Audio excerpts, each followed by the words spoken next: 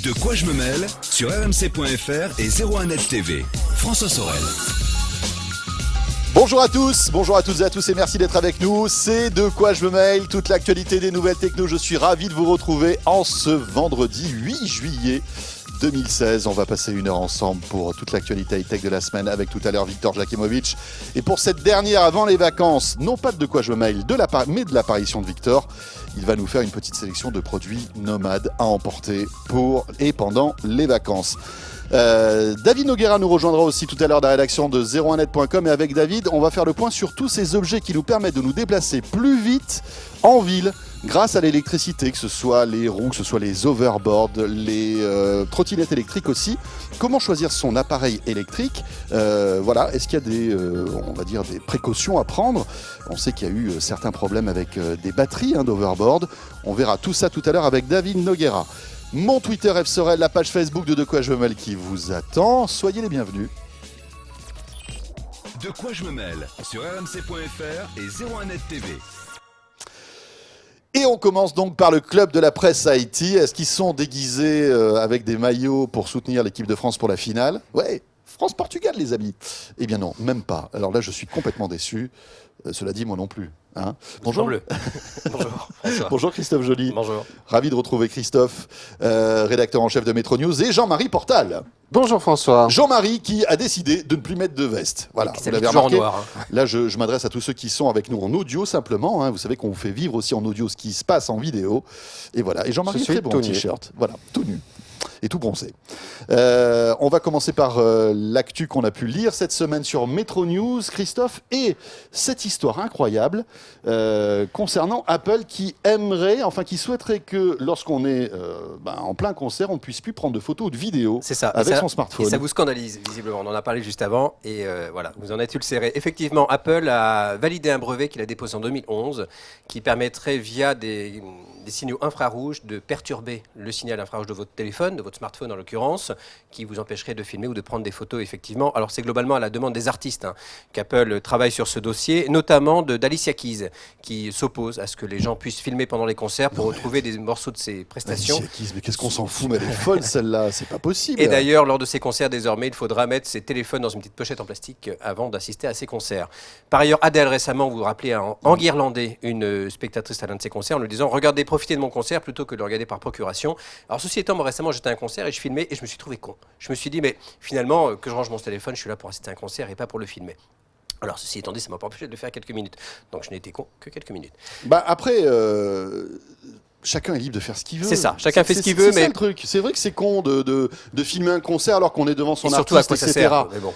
On peut se dire que ça fait un souvenir et qu'on peut dire tiens, de temps en temps, j'y étais. Et ce qui me surprend, c'est de voir parfois des gens filmer beaucoup oui, voilà, de parties du concert. C'est ça qui est un peu surprenant. Mais moi, ce que je trouve dangereux, c'est que quelqu'un ait l'idée de nous interdire de le faire. C'est ça qui me fait un peu peur. Si le contrat est clair dès le début, c'est ça aussi. Vous achetez un billet, vous savez que vous ne pourrez pas filmer, vous y allez, vous n'y allez pas. C'est à votre libre appréciation. Alors, il y a des groupes qui ont la démarche inverse.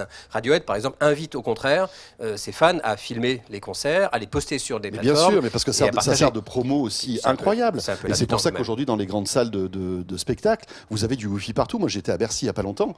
Et vous avez du Wi-Fi partout qui marche super bien, même quand le concert est complet. Et c'est formidable parce que vous pouvez échanger des tweets, envoyer des petites vidéos, rien ne remplace un des concert choses comme de toute ça. façon. Donc, par nature. Et bien sûr, c'est pas parce que vous allez envoyer une vidéo, vous n'allez pas aller voir un artiste en concert. Bref, je suis énervé là. Jean-Marie. Voilà, ça commence bien. Oui. Enfin, ceci dit, sur les billets, en principe, il est bien clairement indiqué que vous ne pouvez pas avoir d'appareil d'enregistrement. Il se trouve qu'aujourd'hui, les smartphones, c'est des appareils qui permettent d'enregistrer très facilement et en assez bonne qualité. Donc, ils cherchent à trouver la parade. Donc, je dirais qu'il y a débat, mais voilà. Ouais.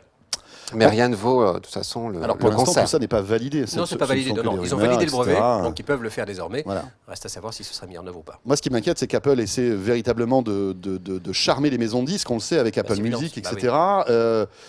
Voilà. Bon, il faut surveiller ça de près quand même. Autre news concernant Apple. Oui, concernant Apple, là pour le coup, il s'agirait pour la marque de faciliter l'utilisation de ces smartphones avec une seule main. C'était l'idée initiale de Steve Jobs qui voulait que les smartphones puissent être utilisés avec une seule main, d'où sa réserve sur les grands écrans, notamment sur les iPads, ce qui est devenu les iPads ou les tablettes. Il s'agirait là pour le coup d'un brevet qui permettrait, en fonction de l'endroit où se trouve votre pouce, selon que vous utilisez le téléphone avec la main gauche ou la main droite, quand je parle en position portrait, donc Oui. vers le haut, à la verticale. Et là, pour le coup, les boutons de raccourci s'afficheraient du bout côté du pouce. Et je trouve que c'est plutôt malin, c'est entre guillemets tout bête. Sur les S6 par exemple ou les S7, on a cette fonction qui permet, selon qu'on utilise le téléphone, d'avoir les favoris sur la tranche gauche. Et bien là, ce serait la même chose avec les iPhones. C'est-à-dire que vous aurez les boutons de raccourci soit à gauche, soit à droite, selon que vous êtes gaucher ou droitier. Je trouve que c'est pas mal parce que les écrans ont tendance à s'agrandir effectivement. Quand on insiste plus, tout faire avec une seule main, c'est pas forcément évident, surtout quand on a des petits doigts. Et voilà, donc c'est à suivre. Moi, je trouve que c'est pas mal. C'est pas une révolution, mais malgré tout, ça peut faciliter la vie au quotidien. Qu'en penserait Steve Jobs? Il serait content, Oui, puisque tout se sert avec tout. Oui, selon oui. lui, une seule main devait suffire à utiliser le téléphone. Le problème avec le 6 Plus, c'est ceux qui ont une petite main, il faut déjà que la main atteigne l'écran. Qu'il ait des Donc, Voilà, c'est ça. c'est bien gentil leur bouton de raccourci, mais Exactement. enfin bon. On enchaîne avec les Pokémon qui ne sont pas morts, qui sont toujours là, qui ont encore des millions et des millions de fans. Eh bien, les Pokémon arrivent sur mobile. Ils arrivent sur mobile. Alors pour l'instant, ils arrivent aux États-Unis, en Nouvelle-Zélande principalement et en Australie également. La nouveauté, c'est que les Pokémon utilisent la réalité virtuelle. Nintendo a travaillé avec une boîte qui permet de jouer à ce jeu. Alors moi qui me parle assez peu et c'est pour moi relativement ancien, mais l'idée c'est d'utiliser la caméra, le capteur de votre téléphone et d'utiliser l'environnement dans lequel vous vous trouvez, de devoir attraper ces petits bonhommes pour jouer à ce jeu. Les fans attendaient ça de longue date et visiblement ça va cartonner dans les pays où c'est développé. Pour la France, c'est pas encore disponible. Ça peut via une boutique cachée sur les Android. Sur les iPhones, c'est pas encore disponible, mais évidemment c'est très très attendu. Ça semble fonctionner hyper bien, donc on en reparlera bientôt. Et puis il faudra tester effectivement d'attraper ces petits bonhommes dans la rue, dans les endroits où vous trouvez. L'intégration est parfaite, la fluidité est bonne.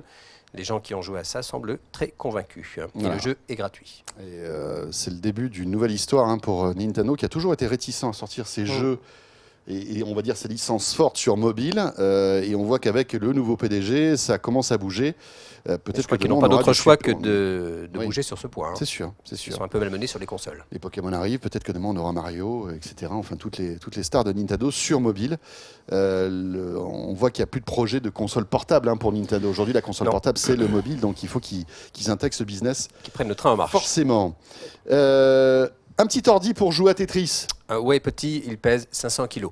Donc il est relativement lourd. Petit, un euphémisme. C'est un Américain qui s'appelle James Newman qui a Ah là là. construit... Alors si vous êtes avec nous en vidéo, vous pouvez le voir, c'est quand même assez impressionnant. Oui, c'est assez impressionnant. Cet ordinateur mesure 10 mètres de long, 2 mètres de haut, donc il pèse 500 kilos. Il est doté de 40 000 transistors et de 10 000 diodes électroluminescentes. Et il est capable de faire une addition. Il est capable de faire une addition et surtout de jouer à Tetris. Il a fallu 4 ans à cet homme pour le construire. Son idée, c'était de montrer comment fonctionnait un ordinateur. Là, effectivement, là, pour le coup, c'est à l'échelle 1 presque qu'on peut le voir. Il espère, c'était juste pour jouer à Tetris et rien d'autre que ça. Et il espère qu'un musée le récupérera pour pouvoir l'exploser, expliquer dans vocation pédagogique on remonte comment ça à marche. quoi 30 ans en arrière, 30-40 ans en arrière. Oui, une C'est bonne ça, quarantaine d'années, une bonne trentaine Vraiment, d'années.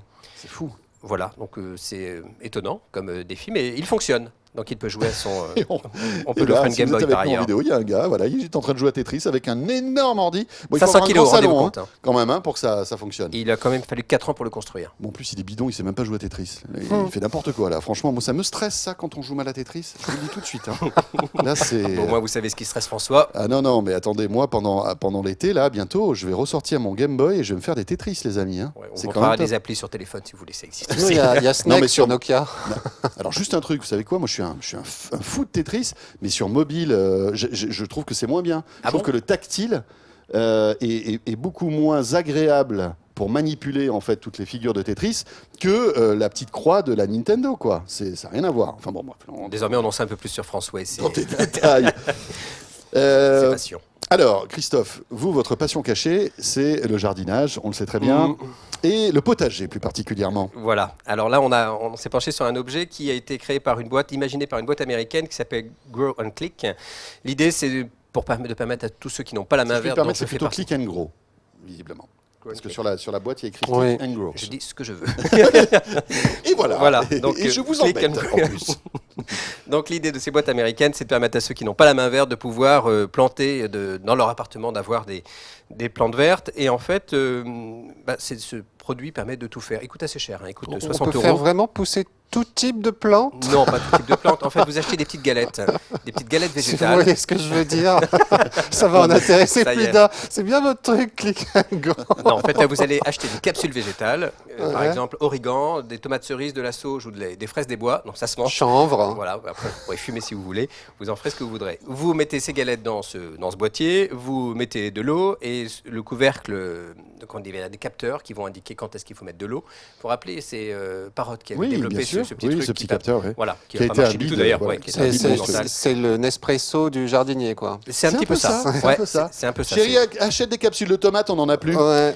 Et en fait, les plantes vont bien pousser parce qu'il il est doté de LED, de lampe à LED pour Simuler le jour, voilà, etc. simuler le jour. Le problème, c'est qu'il faut que ce soit alimenté en permanence, donc c'est relativement énergivore, puisque la facture d'électricité se monte à 2,50 € par an, donc ça va. Oh, 2,50 J'avoue, € par an. non, Si on ça- a, si on a ces légumes, ça peut être sympa. En revanche, le produit coûte 60 € et les galettes végétales dont j'en parle coûtent une vingtaine d'euros. Ça dure entre 4 et 6 mois, donc je trouve que c'est relativement cher. C'est sympa. Et ça existe en France, ça, Et ou c'est- oui, en fait, vous pouvez l'acheter sur Internet. Mais il faut penser à arroser. Et il faut penser à arroser, évidemment. Ah, Donc, Non, mais en fait, parce vous que c'est remplissez ça le le bac. problème des plantes, on va pas se Oui, mentir. mais vous serez mais alerté. Vous serez alerté. Voilà, quand on il faut de l'eau. sera alerté. Voilà, c'est ce qui Voilà, c'est ce c'était que l'idée du truc de Christophe Parrot a dont dit. on a parlé à l'instant. Voilà. Donc ça s'appelle Grow & Click ou Click and Grow. Je vous laisse le choix de l'ordre dans lequel vous voulez le dire. Merci beaucoup Christophe, Merci, François. rédacteur en chef de Métro News. Et on va maintenant jeter un œil sur le nouveau numéro de 01net Mag. C'est le numéro d'été celui-ci? Ah bah oui. Eh bien voilà, en kiosque donc actuellement.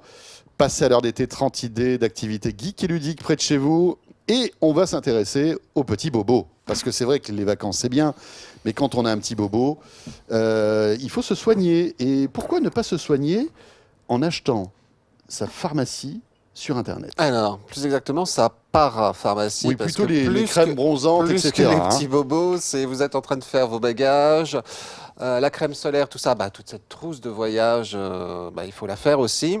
Et puis si vous êtes un petit peu pressé, une bonne façon de la remplir rapidement et sans vous embêter à courir à la parapharmacie ou au supermarché, c'est les parapharmacies en ligne. Il y a une grande marque d'hypermarché en ce moment qui se fait beaucoup de pubs autour de l'ouverture de ces parapharmacies en ligne, Leclerc pour ne pas les citer.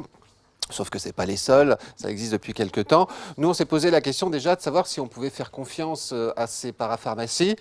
Alors oui, parce que ce sont de vraies parapharmacies physiques encore aujourd'hui derrière. Donc, on a plusieurs typologies. On a soit des parapharmacies qui ouvrent leur site internet, mais on a aussi des sortes de marketplace un petit peu à la Amazon où plusieurs parapharmacies vont se regrouper pour vendre leurs produits en ligne. Ça leur évite de D'accord. monter leur site. Des marketplaces, on va dire, spécialisés. Après, la question quand même qu'on se pose, c'est est-ce que je vais faire des économies? Oui, parce que c'est on va dire le seul intérêt d'acheter sur Internet. Parce que si on va dans la pharmacie du coin et qu'on peut acheter tous ces produits au même prix, ça n'a pas de sens Internet. Voilà. Alors, on va dire que de toute façon, vous n'allez pas les payer plus cher qu'en parapharmacie. C'est-à-dire que les prix Ça pratiqués... commence mal, Jean-Marie. Oui, mais vous allez voir comment, avec une belle pirouette, je me rattrape. D'accord. C'est-à-dire que vous n'allez pas les payer plus cher qu'en magasin. Généralement, les parapharmacies, donc les produits qu'elles vendent en ligne, elles pratiquent les mêmes prix qu'en magasin. Mais lorsque vous achetez vos produits, vos crèmes solaires, etc., généralement, vous allez les acheter à côté de chez vous. Là, avec Internet, bien évidemment, vous pouvez faire jouer la concurrence et donc aller à la parapharmacie la moins chère. Et le fait est que si vous achetez une dizaine ou une vingtaine de produits, je ne sais pas, selon votre gourmandise en produits cosmétiques, vous allez pouvoir d'une parapharmacie en ligne Vous êtes à en train de l'autre. dire que je mets de l'antiride, c'est ça? Non, vous êtes très beau, François, ne touchez à rien. Bon, j'ai arrêté le produit pour avoir des cheveux. hein, ça, c'est... Oui, ça c'est plutôt en pharmacie. Vous avez bien fait. Attention, Christophe. Attention. Attention à vous. Donc, je vous disais, notre panier avait une dizaine de produits. D'une parapharmacie à une autre, on arrive quand même à 10 € d'écart.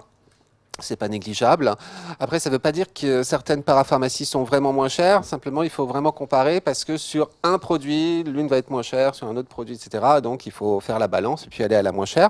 Mais par exemple, la pharmacie Lafayette, qui a été une des premières pharmacies d'ailleurs en ligne, est fidèle à sa réputation et Il casse les prix, je crois. hein. notre panier de 8 produits, on arrive à 44 €, alors que, on va dire que ailleurs, comme aux pharmacies Leclerc, pour ne pas les citer. Ah oui, il y a même Leclerc. Et oui, c'est vrai que Leclerc Oui, s'est lancé dans la Oui. parapharmacie, même dans ses magasins physiques. exactement. On arrive à 54,81 €. C'est-à-dire Ah que là, ouais. pour le coup, qui est le moins cher, comme dirait notre cher Mais Édouard. c'est intéressant de voir que Leclerc, finalement, voilà, communique moins sur les prix dans sa parapharmacie parce qu'ils sont plus chers. Oui, alors, finalement. à la décharge de Leclerc, bon, c'est pas pour leur faire de la pub, si vous êtes un fidèle des hypermarchés Leclerc, que vous avez la petite carte de fidèle Leclerc, les achats que vous faites en parapharmacie sont comptabilisés, vous savez, dans vos points fidélité, Ouais, mais et à vous mon avis- récupérez 20 à 30% en bons d'achat Leclerc, en Ouais, tickets Leclerc, d'accord. enfin bon, c'est la cambouille Leclerc. Il faut vraiment être un fidèle de Leclerc. Là, en l'occurrence, l'avantage Internet, c'est que vous n'êtes pas obligé d'aller à la parapharmacie qui est en bas de chez vous, qui n'est pas forcément la moins chère, mais vous pouvez donc aller Sauf chez... que Lafayette ne livre pas. Alors voilà, alors ça c'est un autre point aussi. on achète sur Toutes Internet, les parapharmacies ne embêtant. livrent pas. Alors quand elles livrent, il faut bien évidemment rajouter des frais de livraison, donc c'est aux alentours, on va dire en moyenne aux alentours de 3 €. Après, vous avez des parapharmacies qui ne livrent pas. Mais en fait, c'est aussi un avantage parfois. Parce que imaginez, vous êtes sur le jour du départ ou la veille du départ, vous avez dit ah, je fais mon truc en ligne, mais sauf que le temps de la livraison, vous êtes déjà parti, enfin vous voyez le truc. Là, vous pouvez choisir en fait la pharmacie où vous allez vous faire livrer. Donc, petite astuce, vous faites votre trousse de toilette, vous la faites livrer sur votre lieu de vacances et en plus, vous n'avez même pas à vous la trimballer dans les bagages. Donc, gain de place, gain de temps. Non, ça vous plaît pas, Christophe Si, on si, dirait C'est- Même pas il serait convaincu, bon en marketing, Christophe. hein, quand même, Jean-Marie. Hein, franchement, il a les bons arguments, quoi. On se laisserait presque avoir. Voilà. Ça, c'est cool. Alors, après, il y a la question des produits. Est-ce que vous allez trouver tous vos produits favoris dans les parapharmacies?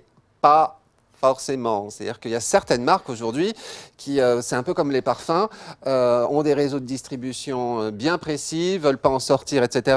Ceci dit, ça pourrait évoluer parce qu'il y a une sorte de jurisprudence là. D'accord. Il y a déjà Ouais. une marque qui s'est fait taper sur les doigts par la justice, qui a été obligée d'ouvrir en fait sa distribution à toutes les parapharmacies. Donc, ça devrait évoluer.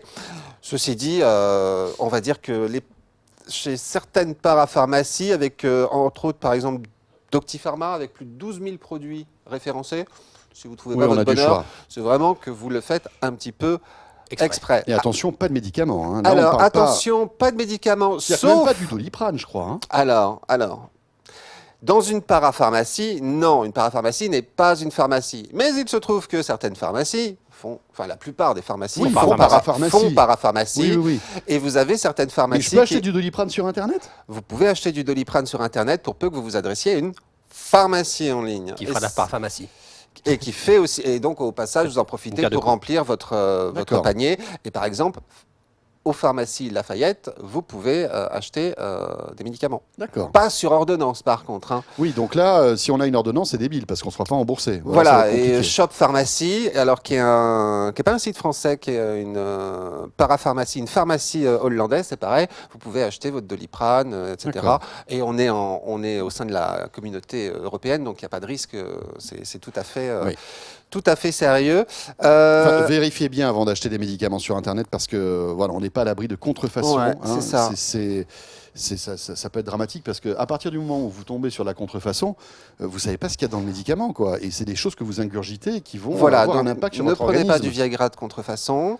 On Ça, vous le conseille. je vous laisse le choix, mais On je vous le pense pas que ce soit conseille. une bonne idée, en Mais effet. surtout qu'il y a un site là qui a ouvert, qui est un site anglais qui lui pour le coup est tout à fait sérieux, alors je ne me souviens plus du nom, mais vous le trouverez dans 01net, le Oui. prochain, Oui, le prochain. qui justement vous permet soigne les petits bobos sexuels. Donc si vous avez une petite D'accord. panne de ceci, une petite panne de cela, ou besoin de contraceptifs et que vous n'avez pas envie d'aller voir le Mhm. médecin, vous pouvez vous faire délivrer une ordonnance en ligne qui va être faxée ou envoyée par courrier à votre pharmacie. Vous pourrez récupérer vos médicaments. Une dernière petite astuce, une fois sur place, si vous cherchez un produit particulier, vous ne savez pas où le trouver, il y a un site qui s'appelle pharmanity.com.